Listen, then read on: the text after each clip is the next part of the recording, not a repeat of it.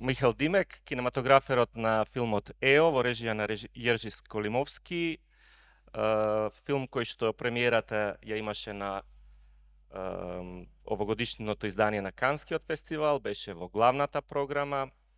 Уште едно ремек дело на Јержи Сколимовски и уште еден прекрасен продукт на полската кинематографија. Да, нека преведе. Good morning. Thank you all for coming. Today we will have several press conferences, which will be led by myself and the selector of the student program. First of all, our guest is Michal Dimek. He's the director of photography of the film EO, which was screened last night at 9 o'clock. This is another masterpiece by director Jerzy Skolinowski. It was premiered at this year's Cannes Festival. It was a part of the main program, and now we will discuss it some more. Да, мало представување на Михал. Тој дипломирал на кинематографија на филмската школа во Лоќ. Има снимено 5 долгометражни филмови, помеѓу останатата работа, многу е креативен.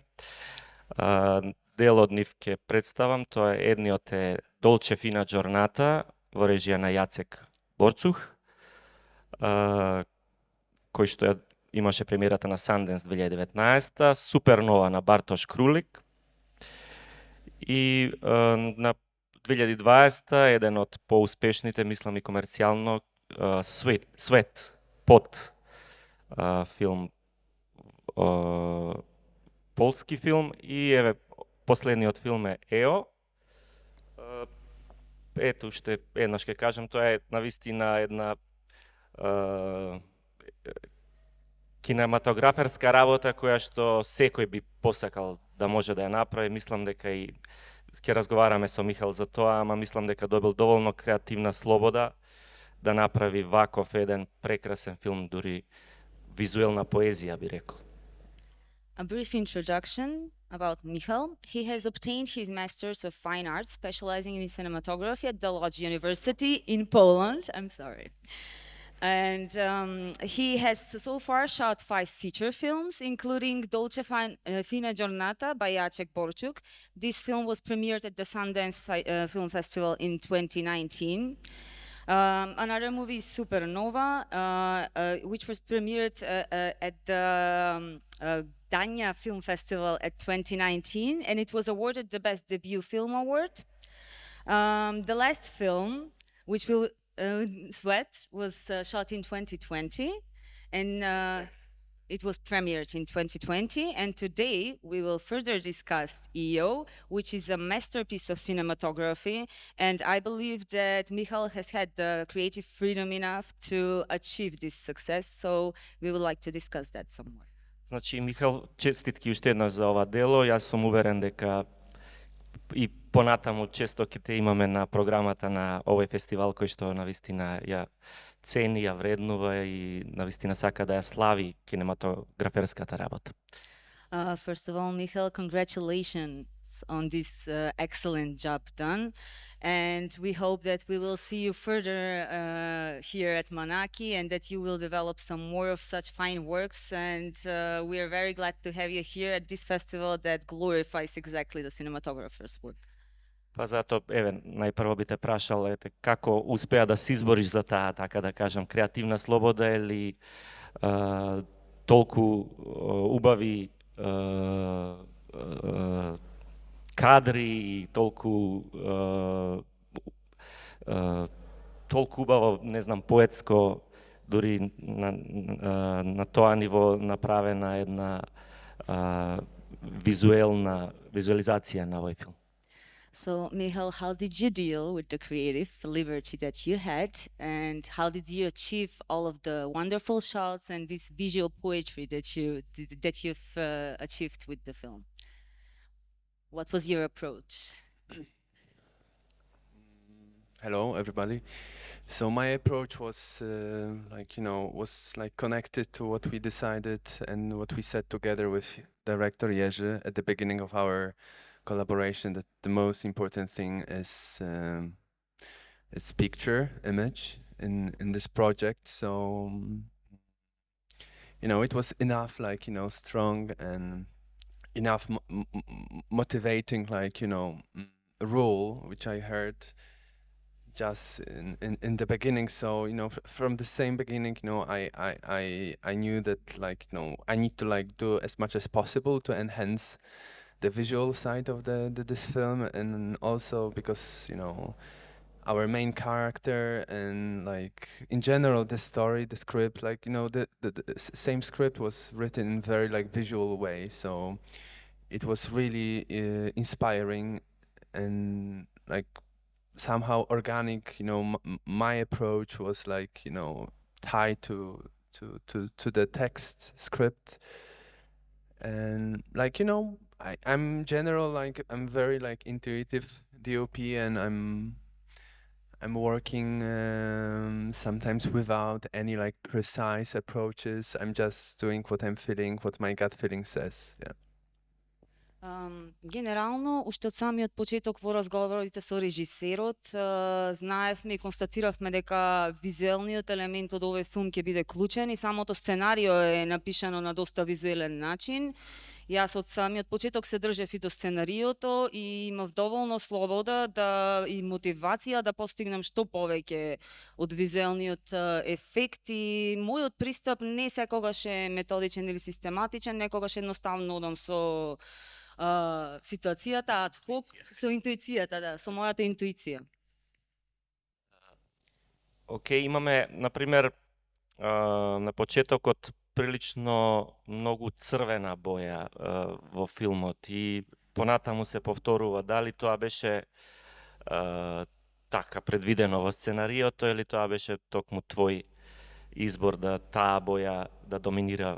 Мислам дури вака, кога после месеци од како го гледав, прво кога ќе се сетам на тој филм, таа црвенило ми останува во сеќање на овој филм. So the first visual impression about the film is the redness from the very beginning, and it stretches throughout the whole film. Even a month after I've seen the movie, I still have that impression in my head about the redness. And the question is that something that you've had from the script, or is that your idea? It was like, red color came up when I read the first time the scene, the chapter with driver of the truck wheeler, and in the moment when, I was like, I didn't expect that he gonna to die at the end of this chapter, I suddenly thought maybe, knowing how, all those trucks looks, observing them on the highway, that sometimes they have really crazy, like, interior lighting. I thought maybe it would be nice if, if the end of this chapter is death of him, maybe it's good to put the red color inside the interior. So, and in general, I really like the red color in my films, and somehow organically I'm repeating, using this color every simple, like, every film. So somehow it was the beginning of the usage of this color in this film, and later on, we started to use this color as a color of the death, or sometimes we use it as a, like, refrain to usage of this color to create some, like, consistency and continuity of the color.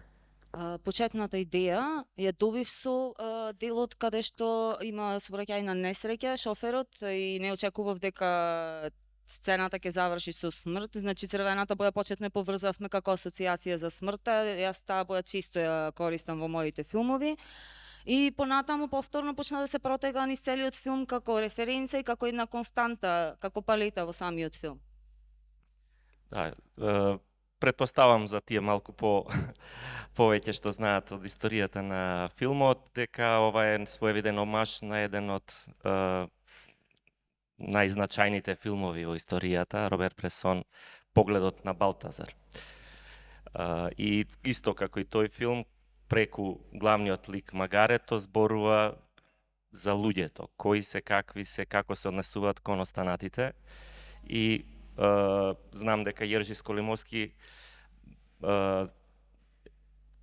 како човек е прилично така го опишува дека е прилично тврд, циничен, но единствениот филм кој го потресол толку да плаче во киносалата бил токму овој, Роберт Бресон, и веројатно тоа е една од причините зошто и го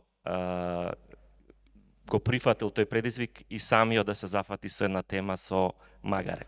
И сега бидејќи магарињата како актери се прилично тешки за соработка, ќе видиме сега што ќе каже Михал. Сакам и да го прашам како се справува со обично она што ги знаеме тврдоглавоста нивна, како им успеваше да добијат од магарето онакви чувства, така да кажам, на разочараност понекогаш, тага, понекогаш среќа, значи баш како искусен актер успеваат да добијат од него како нешто што би го добил од искусен актор.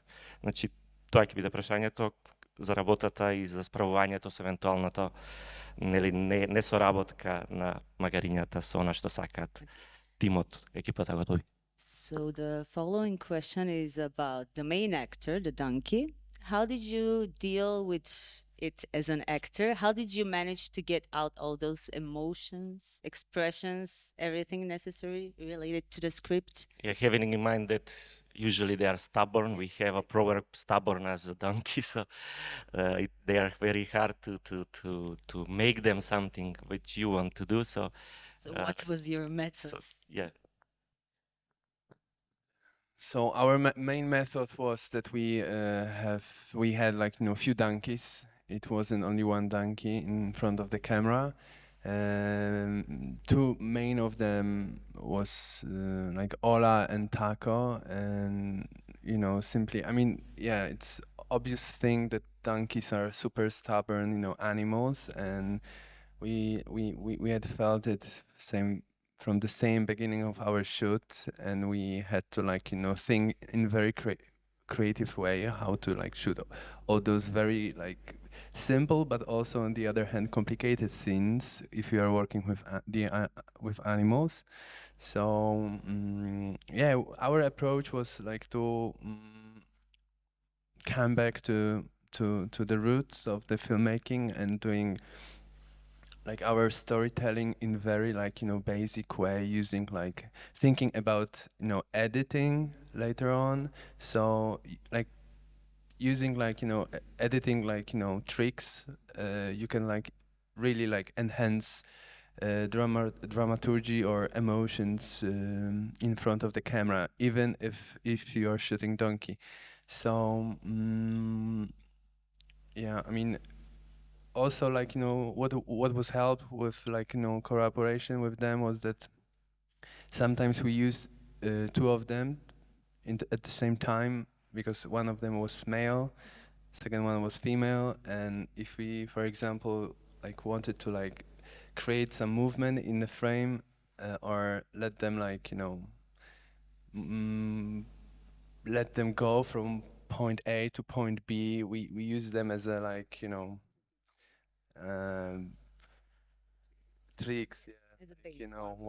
One went to another one, and yeah, yeah, I mean, it's hard to, yeah, for me it's not now hard to remember exactly situation, but about more tricks, more situation with them, but yeah, I think it was more work with the object than with the actor, because it was so emotional, emotionless, animal being. So and yeah, I don't know what can I add more in the subject. Најпрви морам да нагласам дека ние употребувавме неколку магариња, поточно имавме едно машко и едно женско. И со оглед на нивниот познат тврдоглав карактер, секако дека моравме да употребуваме доста трикови, се вративме на самите корени на кинематографијата и на правењето на филмови. Употребувавме доста трикови при монтажата со кои што сакавме да додадеме драматуршки ефект. Мораше да се земе во предвид дека ова се сепак животни кои не можат да изразат такви емоции какви што ни беа потребни. И исто така често го употребувавме фактот дека имавме едно машко и едно женско магаре и ги употребувавме едното со другото како мамка кога ни беа потребни да одат од точка А до точка Б или да направат одредена работа. Така да генерално моравме да бидеме доста креативни и да ги третираме магарињата како работа со објект, а не како работа со актер. Да, ја имам уште неколку прашања, но сакам и да ве поканам на мастер класот кој што ќе го одржи Михал во 12 часот во малата сала на Домот на културата. Таму ќе продолжиме со разговорот. Сега би ве поканил вас, доколку сакате нешто да прашате, да искоментирате за овој филм. I have several other questions, but I would like to invite you all at 12 o'clock at the masterclass where we will have further discussion. So now if anyone from the audience has any questions, you're free to ask.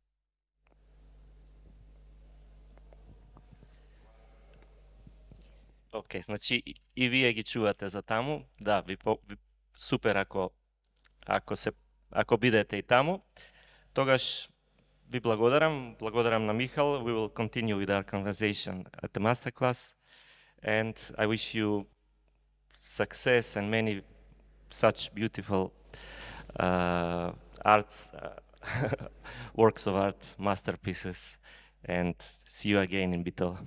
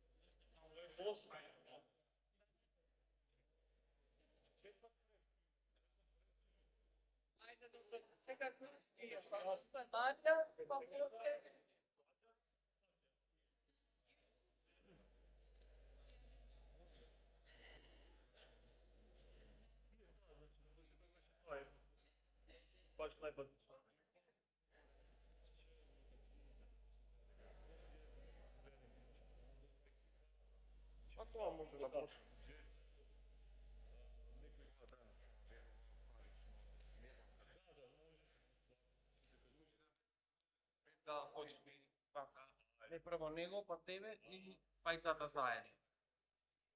Ајде са тебе. Ајде заедно.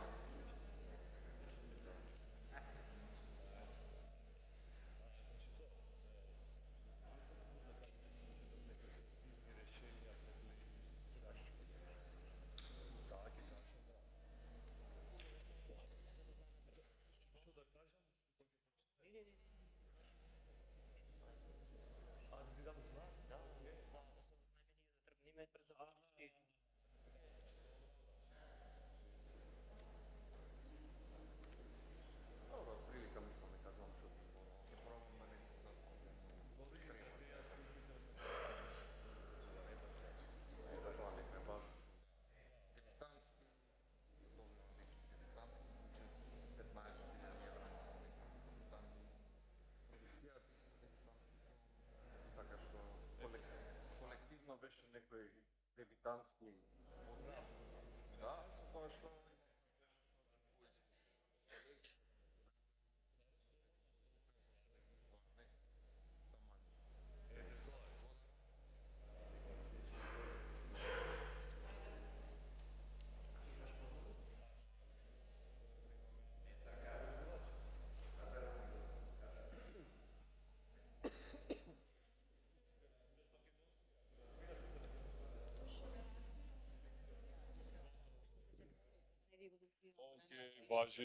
Важи, готово, нема проблем.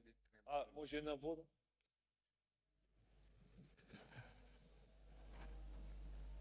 Сокче, нешто? Било што да.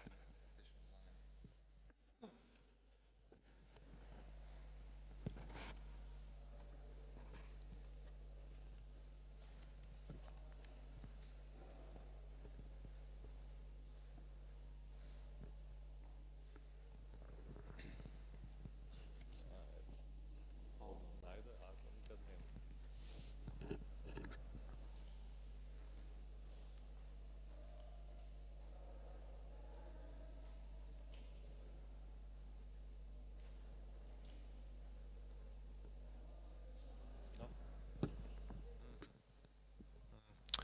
Драги гости, добар ден. Добро дојдовте на уште една пресконференција на фестивалот Браќа Манаки. Денеска до мене го имаме режисерот Дејан Јованов, режисер на филмот Бесценета. Дејан, добро дојде и честитки за твојот дебитантски краткометражен филм. Покрај режијата на Дејан Јованов, сценариото е напишано од Мона Паскалова и директор на фотографија е Драголјуб Николовски. Дејан, за почеток би сакал да почнеме со некое базично инфо. Колку време е сниман филмот, локациите гледаме дека се во Скопје, гледаме импозантна актерска екипа, колку чинеше буџетот за снимање и слично. Фала. Здраво на сите, јас сум Дејан Јованов. Чест и задоволство ми е што е мојот дебитантски филм имаше својата премиера на Манаки. Тоа е огромна чест ми е за тоа и би сакал да кажам дека овој филм е и мој дебитантски и на продукцијата Blue Cloud, така што заеднички дебитантски подвиг кој со дебитантски буџет од агенцијата беше подржан. Снимане во Скопје и за разлика од тоа што и мене и на продукцијата ни е дебитантски, имавме среќа и да ни помогнат поискусни колеги од и актерска екипа и од продукција. Имавме помош од, ќе ги истакнам, професорот Дејан Илиев, Илија Циривири, нашиот продуцент Дарко Стефановски, кој буквално се што требаше најде начин. Филмот беше договорен снимање април годинава. Се изборив за 4 снимачки дена, бидејќи имаше потреба од повеќе локации и повеќе актери. Тоа. Низ филмот гледаме повеќе испреплетени теми, системска корупција, недоверба во институциите, проблеми со родителството. Можеш да ни ја кажеш можеби главната инспирација за филмот, зашто се нафати баш ова сценарио да го снимаш? Така, првично кога се пријавивме во агенција, кога го добив сценариото, беше малку поразлична форма. Горе-доле тие беа ликувовите, таа беше приказната, но нели со тек на работа се менува приказната на некој начин. Некои работи се истакнуваат како поважни, се ставаат на вага, што треба да влезе во филмот краткометражен е, треба да сме концизни нели со што го користиме времето, така што ми се свиѓаше баш таа испреплетеност. Тој беше некој фактор што константно го имаше. За таа испреплетеност на судбини на некој начин и ќе го кажам на начин кај што некој домино ефект како доведува до таква некоја ситуација кај што многу лесно може да нечив млад живот може да заврши во некои лоши води, ако можам да ги кажам. И така како суптилно тој домино ефект доведува до нешто многу пострашно со малку негрижа од некој личности што треба да се поодговорни. Дали во општеството, дали кон своите деца, дали должноста на одредени институции и слично. Како што кажа, премиерата ја имаше на фестивалот Манаки, а следни планови за филмот, дали планираш дали е негде исто на други фестивали, кога ќе оди во дистрибуција, ако оди во дистрибуција? Да, за дистрибуција мислам дека се уште нема некои поконкретни планови, ама Здравје би сакал на што повеќе фестивали, каде што ќе го примат, ние ќе го пријавуваме. Во денешно време онлайн, све тоа би требало да биде полесно, да се снајдеме, така што Здравје ќе го праќаме сегде кај што може, се разбира и нашиве македонски фестивали, нели. Најпрвично сами да си ја подржуваме сопствената кинематографија, така што Здравје прво на нашиве, па подалеку. Дали некој што го гледал филмот може би сака да го праша режисерот некое прашање?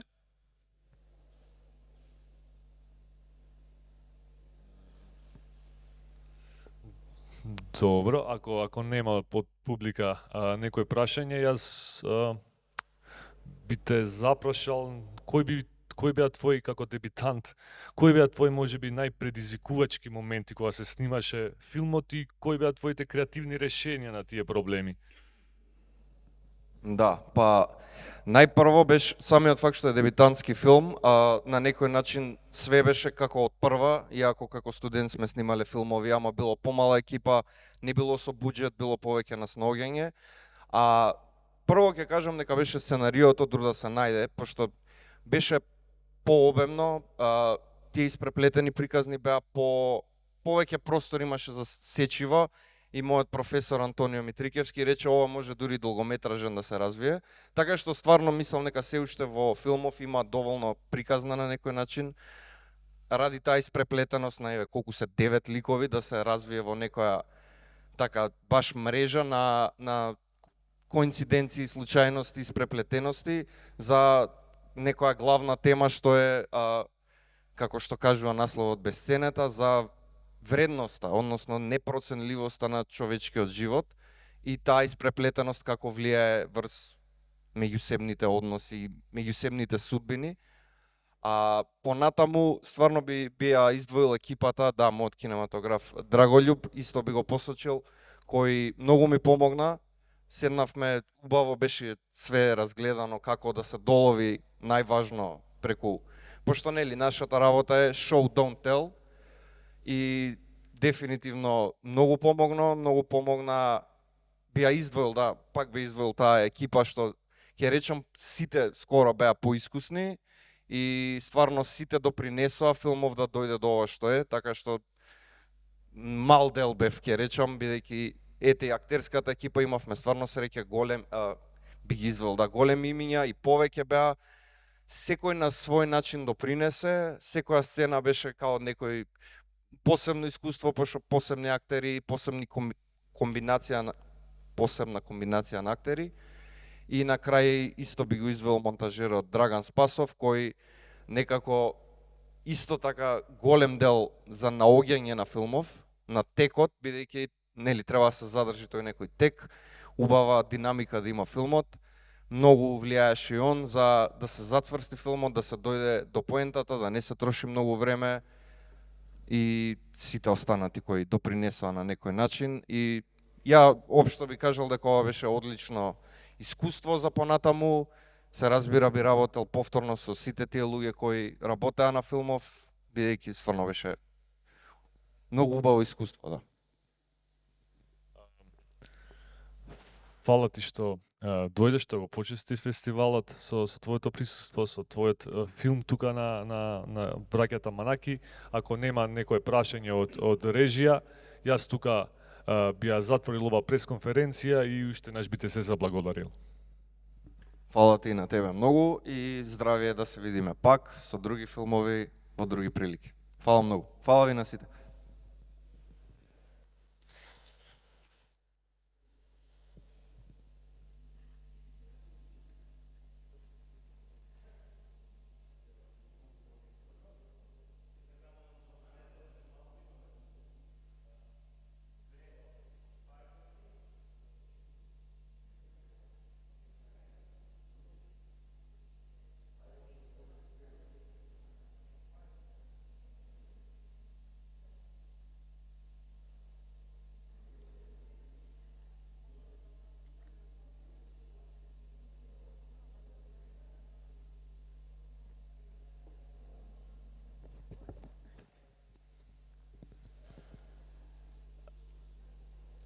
може одма да почнеме, додека сте загреани уште за слушање и за разговор, се надевам.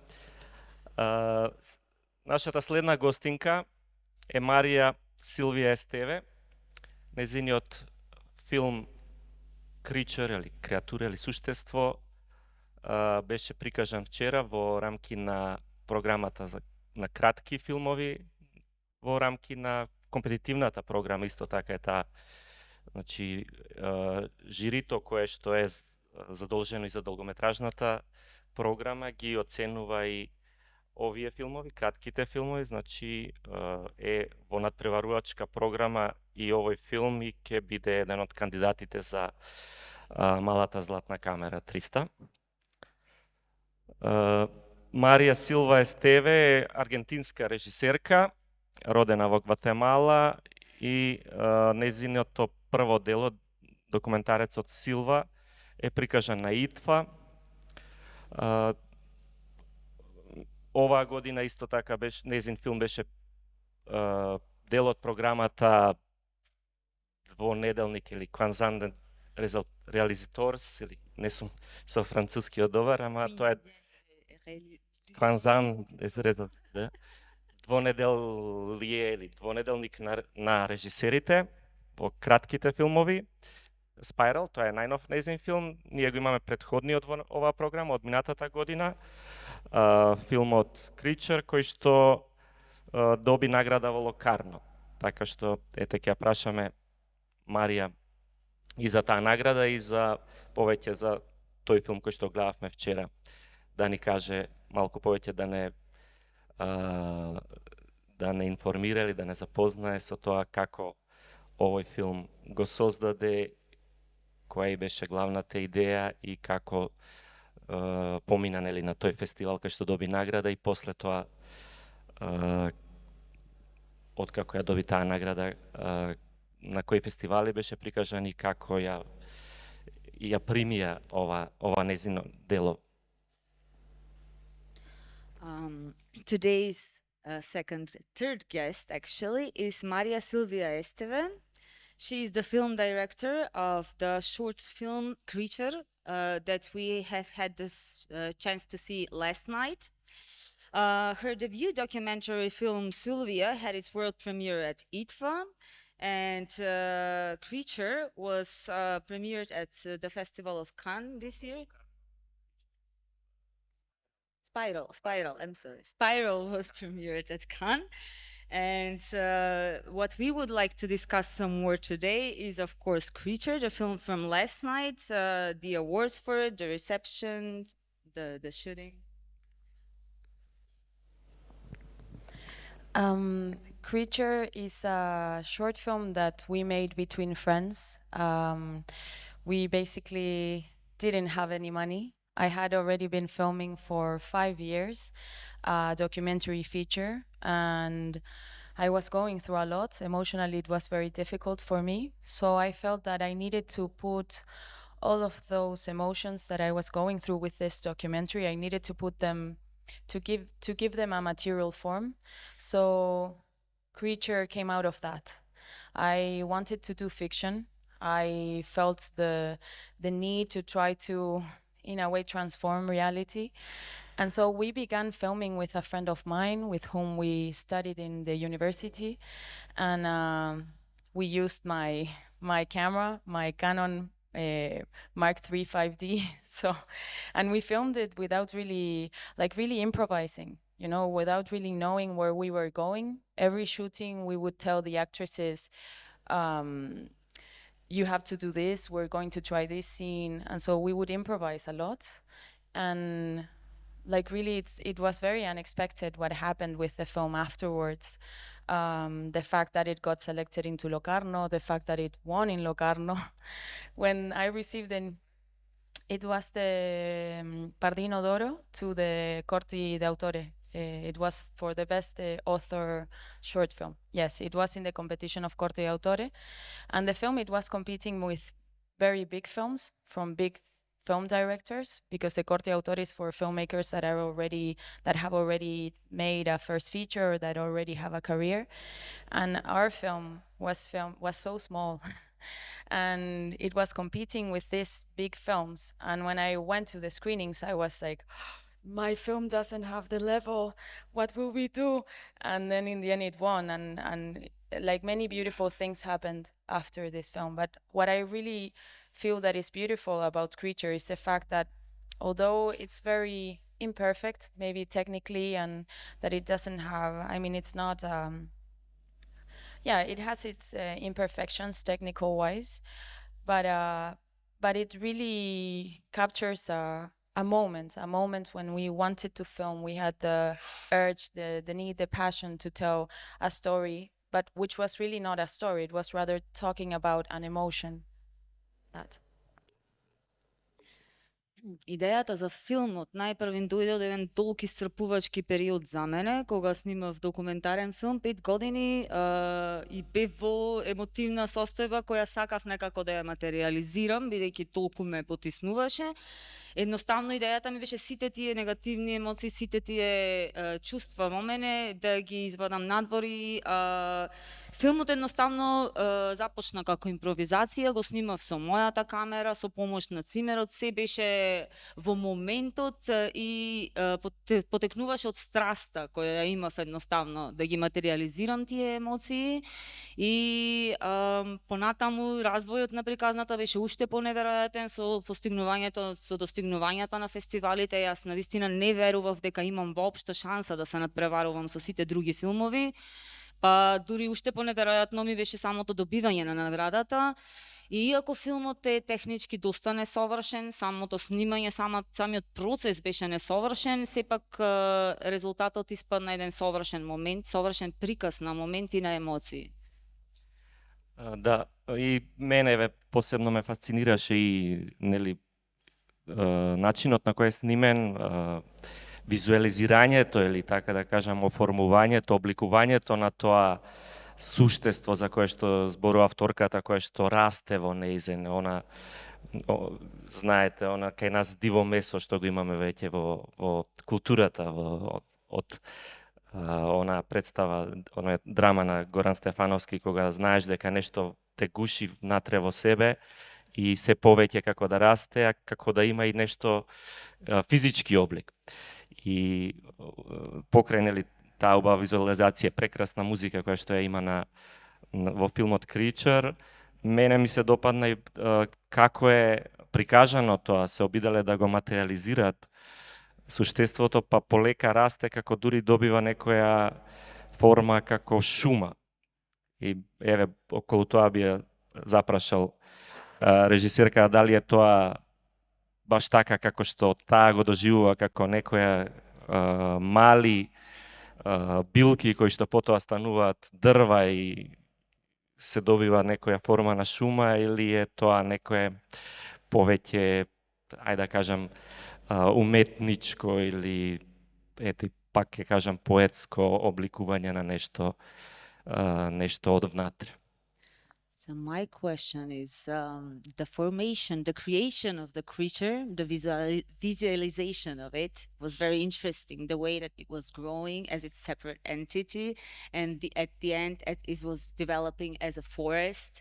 So my question is whether that is how you visualize this emotion when something is pressing you, when you're suppressing it. Is it something like starting as a small plant and then growing up as a tree?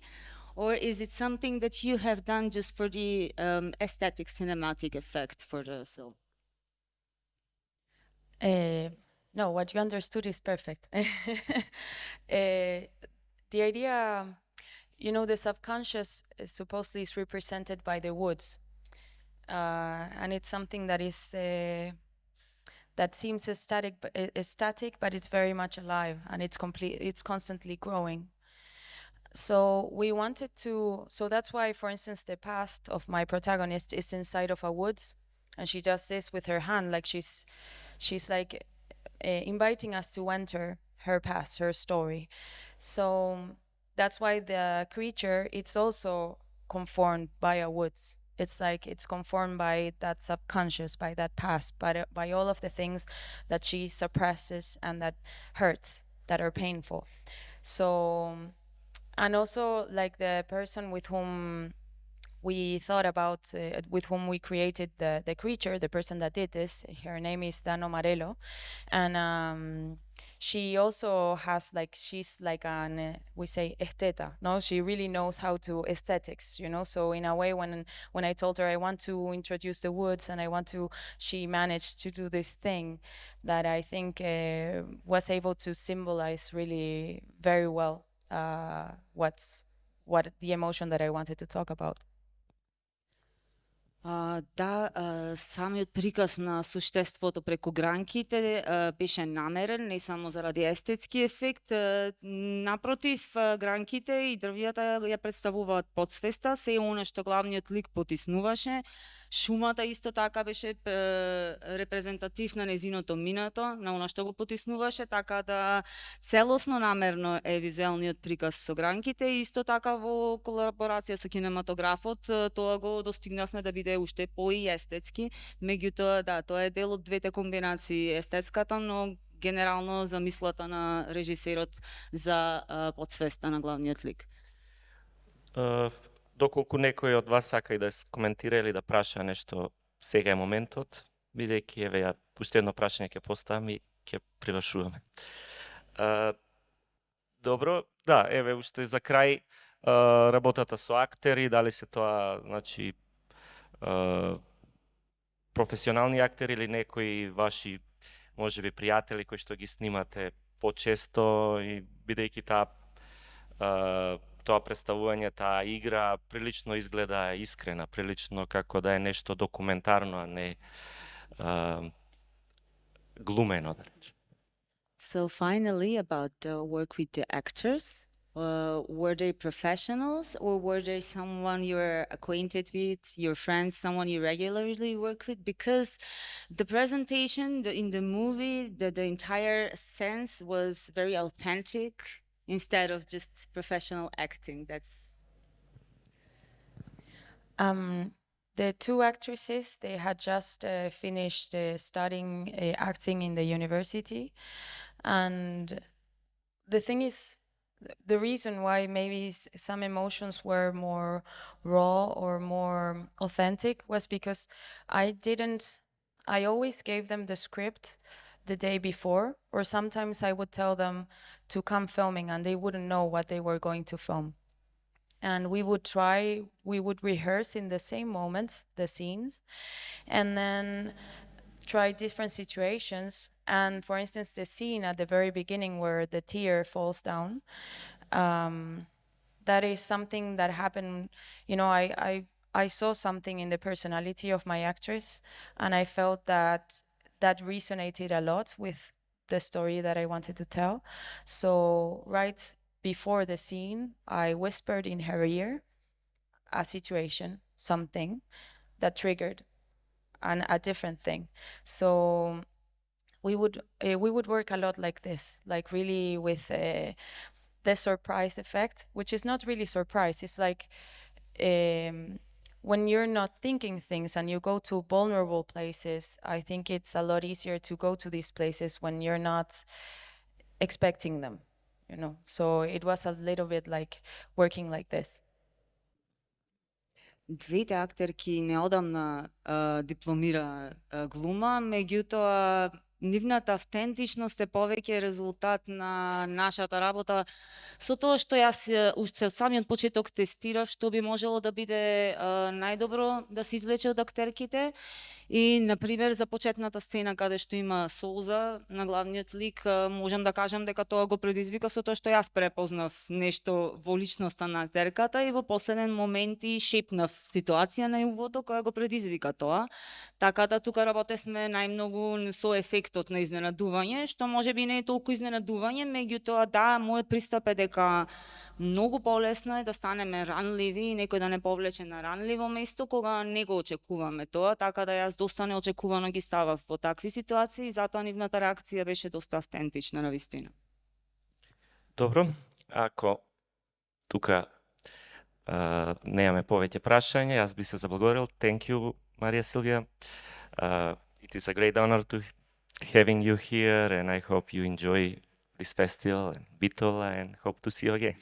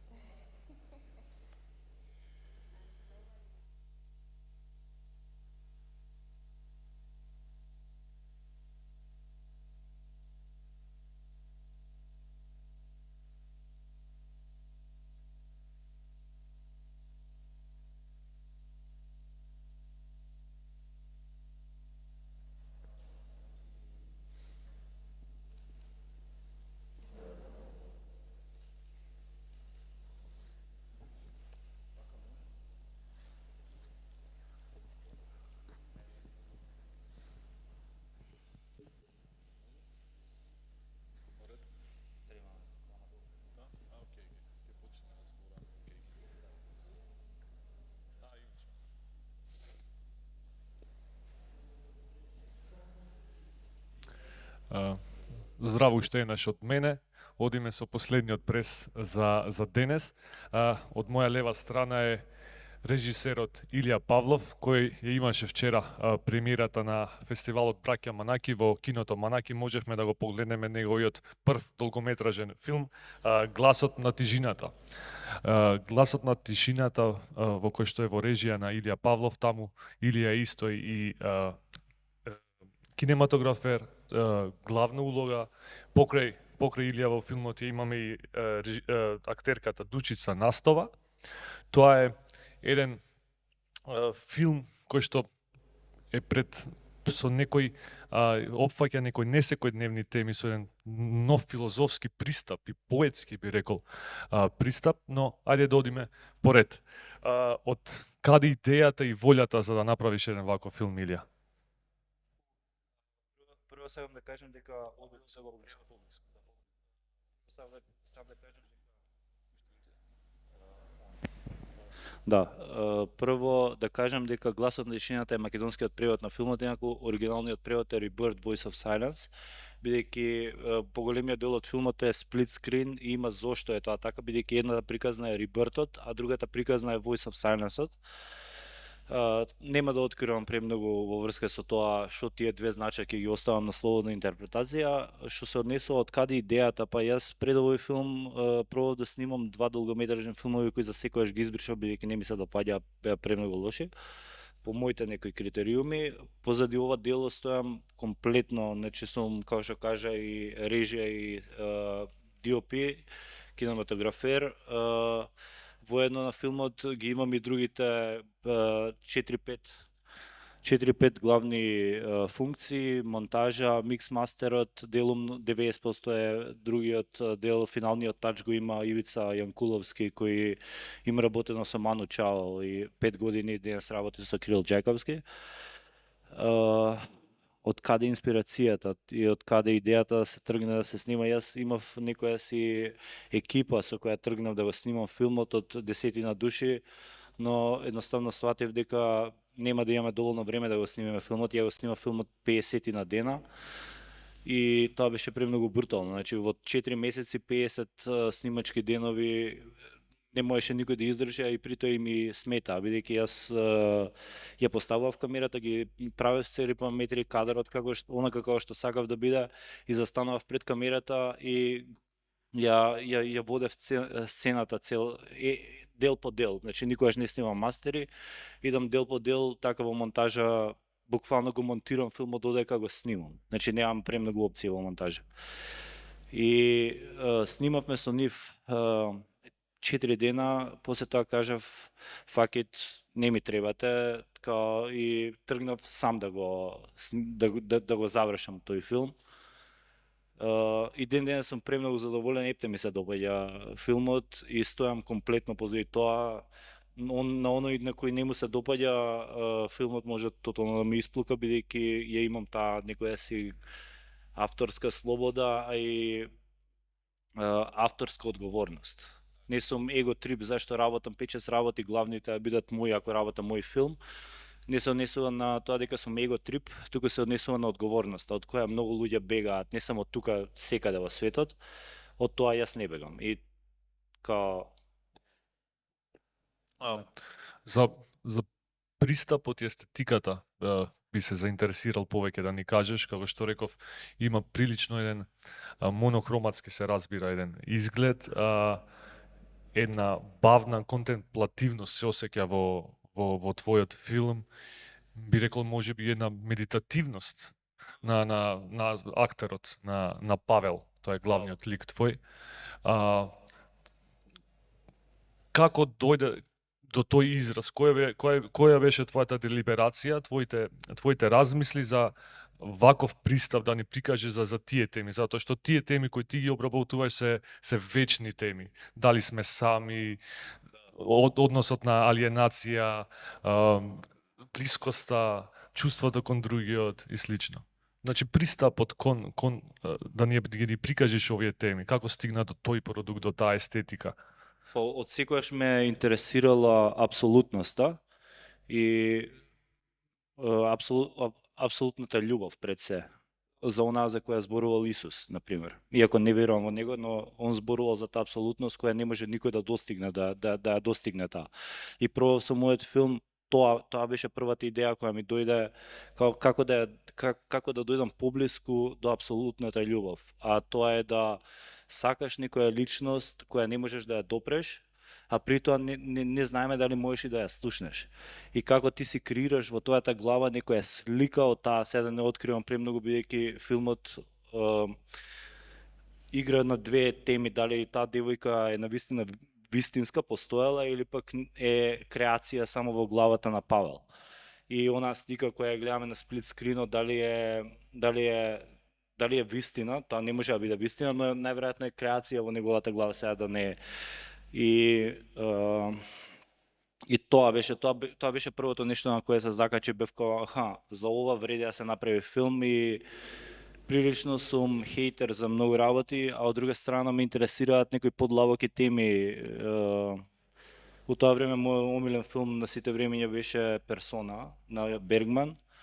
И зашто не се снимаат вакви филмови? Ова е потребно, бидејќи многу луѓе зборуваат дека книгата е многу по-силна и моќна од филмот, а не се свесни филмот до кој степен може да стигне и колку прашања повеќе може да постави од книгата. Сега да не ги споредувам едното со другото, но доколку на гледачот му оставите слобода сами од себе да стави душата внатре во филмот и да ги исполни тие празнини, во тој случај добивате дело кое функционира на повеќе слоеви.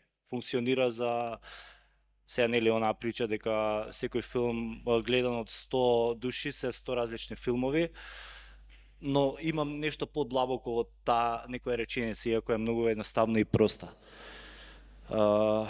Го гледав, зашто посакав да го направам филмов, го гледав Requiem for a Dream на Дарен Аронофски и при крајот има една сцена каде што вика Can you hear me, can you see me, okay for work, и штикла.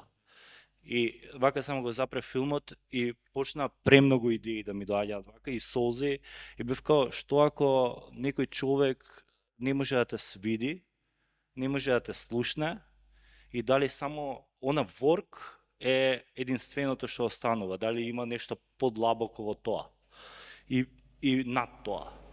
И не знам, тоа ми се има случајно 3 пати во животот, да онака ми дојде некој блис на некоја си креација, да ја наречам, која е премногу емотивна. Значи јас ставам елементи во филмот кои се длабоко во мене врежани, за кои се уште не знам дали се вистина или не се. И тоа беше првиот момент. После тоа имаше година и пол пишување сценарија, значи јас не седнувам да напишам 10 драфта или 100 драфта од едно сценарија, туку мислам и пишувам ноутс и во мојата глава постојано размислувам на тоа, и на крајот кога беше се тоа некако сложено во мојата глава, седнав и во 10 дена фристайл отиде, само излезе од мене. И малку крајот го изменив, први тоа што во Љубљана, додека таму е снимам филмот во Љубљана, Словенија, го гледав 2001 Space Odyssey на 50 годишнината од тоа 2019. Не, 2018. Да, 2018 имаше 50 години, филмот е 68, 50 години, и го прикажуваа на големо платно 70 милиметарско во неговата дигитално реставрирана форма. И после тој филм сватив дека сум на некој прав пат да раскажам некоја приказна која е многу повеќе од приказна која едноставно може као филмска да се направи. И бев као зашто филмот, а беше и тоа и целта и на почетокот да биде малку експериментален, бидејќи мојот омилен филм 2001 е најексперименталниот филм на сите времења и е најдобриот при тоа филм, еден од најдобрите. За мене најдобар денес. И малку го изменив крајот у однос на тоа. Има со монолихтот некои кадри може да се видат во мојот филм кои директно асоцираат како инспирација за 2001. Дури на крајот на кредитот мислев да го пишам Стенли Кјубрик како најголема инспирација, но бев као too much cringe тоа, ама еве сега го кажувам тоа не најголемата, иако ми беше целта, јас филмот го снимав пред 4 години. 4 години траеше тој некој микс мастер, бидејќи не сакав да го давам на никој друг кој не е минимум 10-20 пати подобар од мене. Се појави Ивица, го завршивме тоа и као денес сум презадоволен. Ивица Јанкуловски. Ивица Јанкуловски, Штраф и оне, као што кажав и претходно, значи има работено со Ману Чао, има денес работи со Кирил Джековски, Новоградска, значи е типот е генije. Поелете само малце погласно.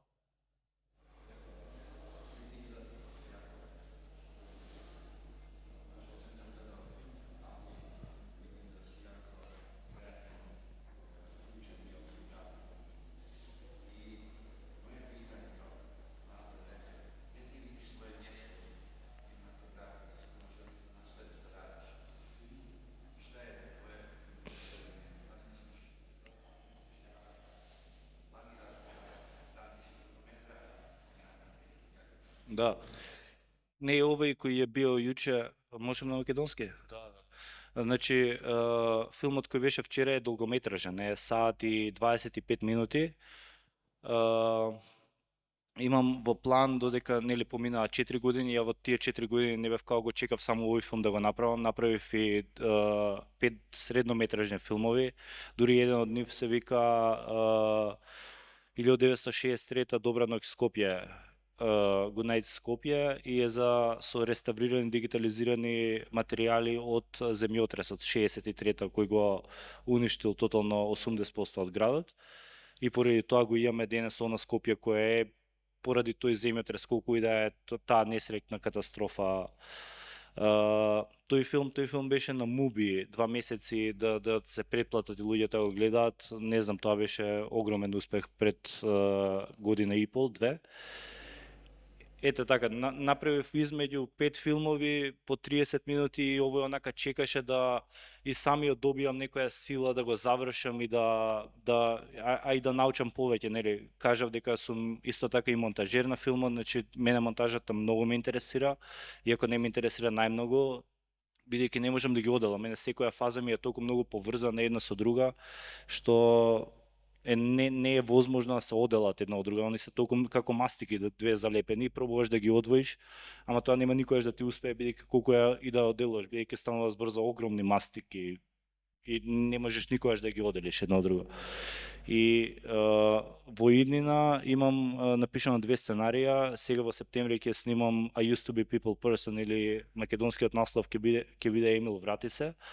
Тоа е за еден таксист. Единствената причина поради која тргам тој филм да го снимаме е поради тоа што мојот омилен филм Taxi Driver е еден од моите омилени.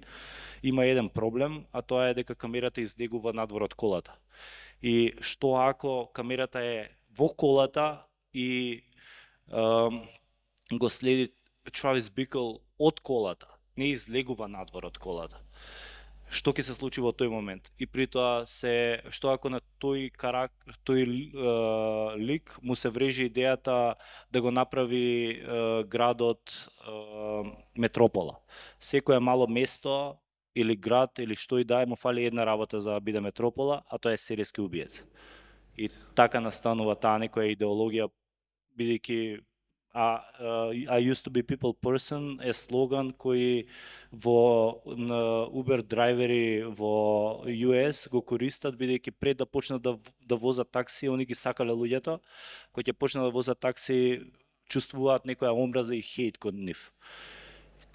И вториот филм кој е практично најверојатно другата година ќе го снимам, јас се уште работам на поскромен буџет, ама со поголема љубов и ентузијазам, бидејќи филмот не зависи од буџетот, а и буџетот не зависи од филмот. Да ги разграничиме тие работи. Се вика Cosmic Dance и е за 2 девојки, една полјакиња која доаѓа во Скопје и запознава друга девојка, и тие 2 девојки, една македонката е во неволја, полјакината пробува да ја помогне преку користејќи скиентологија. Значи таа некоја идеологија. Најлесно можам тоа да го објаснам со скиентологија, иако не е скиентологија, нема никаква врска со скиентологијата. бидејќи е чиста психологија. Тие прашања ние дали сме среќни, што правиме утре, каде се гледаме себе си, какви се нашите чувства, дали доволно чувствуваме, дали премалку чувствуваме, постојано ги поставуваме. И прашањето кои сме ние.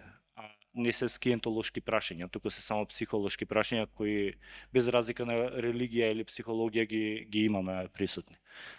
Тоа ќе биде во иднина и стилот на тие филмови се тотално различни. Ќе пробам, мене многу ме интересираат лонг тейкови и Викторија на Себастијан Шипер е еден од моите омилени филмови сите време, иако е low budget филм и е предобар.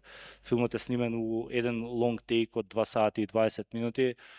Cosmic Dance ќе биде снимен во 10 лонг тейкови и ќе трае сат и 40 минути, а Used to be People Person нема да имам класично кадрирање каде што кадрираш бум, бум, бидејќи тоа надвор од реалноста и уопште не е добро, а тоа го има 99,9% од филмовите, значи од старт ја ги одбивам тие. Туку ако јас и Ѓоре сме во сцената, тогаш најдобро камерата е да е тамо и да не има двајцата и нашата реакција на нашиот разговор. Не знам сега како е камерата поставена, се надевам дека може да ја стават на нас да биде про. И или пак второто решение е да има две камери сплит скрин, каде што неговата реакција на моето изразување ќе ја имаме константно во една константа. Да филмот нели на крајот од денот се доближува до реалноста, бидејќи ние сите сме реални луѓе, персони кои имаме реални чувства и ако проба филмот да се одели од тие реални чувства, ние нема да можеме ништо да почувствуваме. Така да а камерата има огромен удел во тоа какви објективи ќе се користат широки објективи 6, 5, 11 на некои мали сцени 200 мм, значи тоа е огромниот зум.